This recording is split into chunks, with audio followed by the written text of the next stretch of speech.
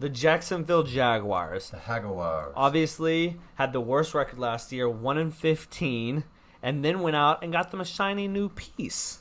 You know, Carlos Hyde. I'm kidding. Obviously, Trevor Lawerence, number 1 pick. The kind of like forsaken fruit that, you know, everybody wants. You're like, oh, that looks good, but only one team could take it, you know, and they took him. Yeah. Their projected wins by Vegas is 6.5, and I have them going 5-12. So I see them getting much better, 4 more wins, but not hitting Vegas's record. Yeah. 6.5. Do you think that's over or under? 6.5. I would go under on that. Okay. Yeah. I wouldn't be shocked if they ended up like 7-9, but I wouldn't bet it to happen. So their strength of schedule is 18. So not doing them any favors, but it's not rough, you know. They got at least 2 wins. Yeah. Coming against the Texans. Good point. What do you think their play style is? Because on offense, there's a lot of new pieces, and even on defense, there's a lot of new pieces. And mostly through the draft. Offseason wasn't special. I mean, Carlos Hyde, Marvin Jones, Philip Dorsett, old Tim Tebow, Malcolm Brown, and Shaq Griffin.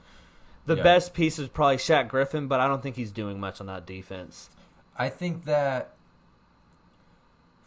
this is tough. Their offense is definitely going to get the most eyes. I think even if their offense isn't as good as their defense is, that's where the fireworks are going to be, one way or another. Yeah. So, like, if their offense is a complete dumpster fire one week, you're going to be like, well, chalk it up to the rookie, you know. Rookie quarterback, yeah. Trade him. If he's good, if they're good, they're going to be like, he's the new Peyton Manning, you know? Next Andrew Luck. Yeah. The defense is, like, middling. It's like it's probably going to be between like the 15th and 25th best defense in the league. Yeah. I think could be better, could be worse. Like I said, I don't know in particular. Honestly, don't care. I mean, the defense is not going to carry this team. It's probably also not going to hold them down too much. I just don't think overall they're very good. It's a very young team, so they have lots of room to grow, which is why, like I said, it's much better than being the Texans because you have a lot of aspiring young guys. Yeah. But that doesn't mean that they're good right now. Yeah. So let's talk about their defense real quick.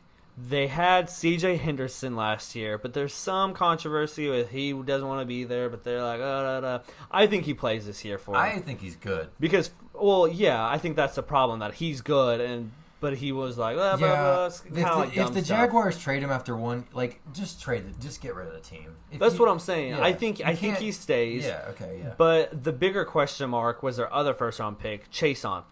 Yeah. Do you think he grows, and do you think he gets better? Because he's kind of heading down the bust path. You know, he kind of got a fork in the road. Which way he's going to take? Be good or be a bust? I don't know. They don't even have him listed as a starter on this website I'm looking at. But I also don't think this team helps him much because if he's on the field, he probably gets the most attention as a pass rusher. No, Josh Allen definitely gets the most attention. I mean as a linebacker, that's what I meant. Wait, is Josh Allen listed as a linebacker or D-end? They're both the same position. Oh, linebacker? Well, edge rusher, yes. Okay, yeah. Okay. So, I guess I would say I think Chason and Allen are actually pretty similar, whereas they both have athletic upside. Yeah. That's both kind of where they hang their hat, is they're kind of like freaky, quick, athletes. Not necessarily like finesse players. But I think they're both kind of struggling to reach their ceiling. Allen is obviously better. He's done more in the league. Yeah.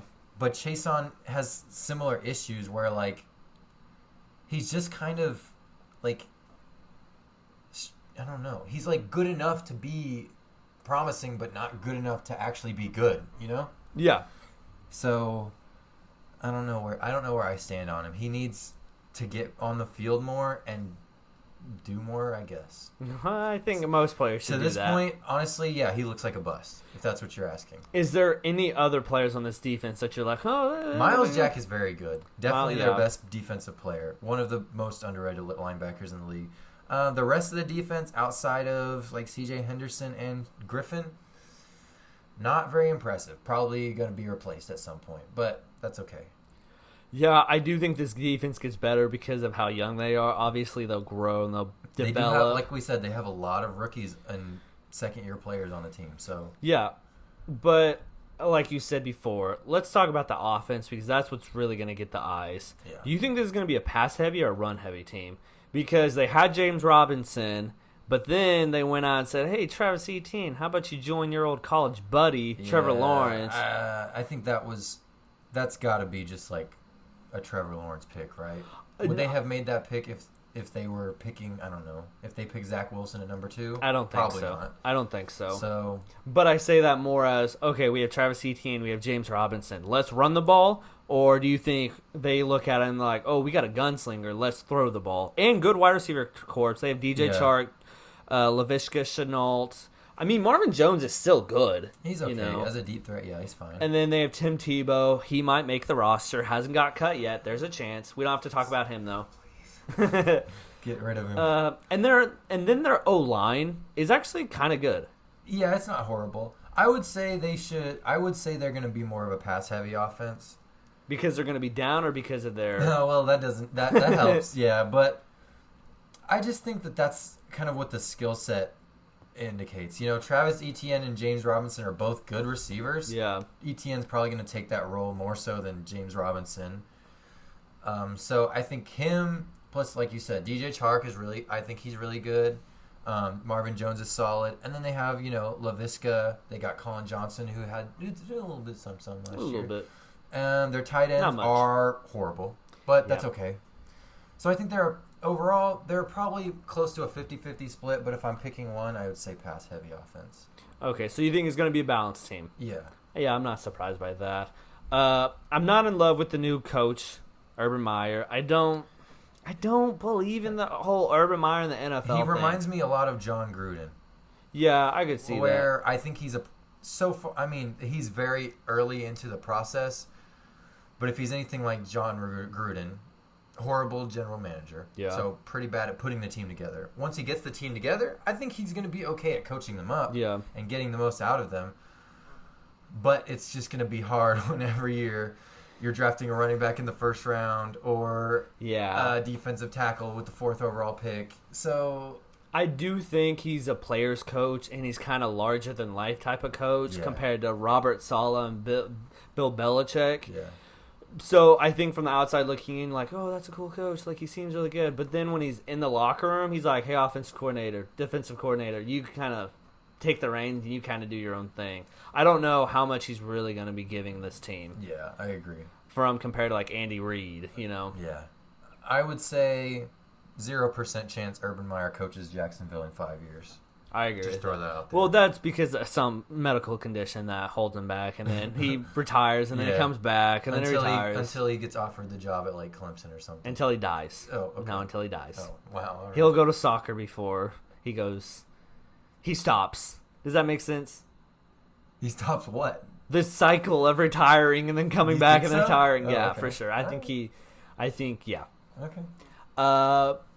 Let's talk. I mean, this team obviously went 1-15, so I think they're in the basement. They're at the floor. They only lost D.D. Westbrook, Keelan Cole, and Tyler Eifert. This team's not getting worse. They can only go up. Yeah, exactly. Can they stay the same? I guess, but not really. I mean, obviously they got talent and they're going to be better, but how much better? I think we're gonna have to wait and see. Yeah. See really the talent of Trevor Lawerence. Could he be a bust? Probably not. No chance. But there's a chance. You know what I mean? Yeah. Anything else you want to say about the Jacksonville Jaguars? Free James Robinson, that's all. Yeah, trade him free Gardner Minshew. Yes.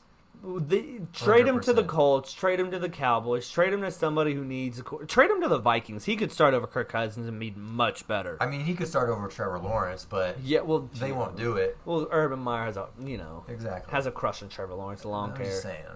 No, I get with you. I think Gardner Minshew is highly underrated, and when he does play, he is so good. Am I being a little dramatic? No. He's really good. Send him to the Bucks, he'll beat out Tom Brady. Send him to, anywhere. And I think he'd be better. So free Gardner Minshew. Yep. Anything else you want to say? Cut Tim Tebow, that's all. Let's keep Tim Tebow. Nope, that's the last thing. If he played for the Chiefs, he started with Kelsey. But that's the last thing I'll say. Last thing.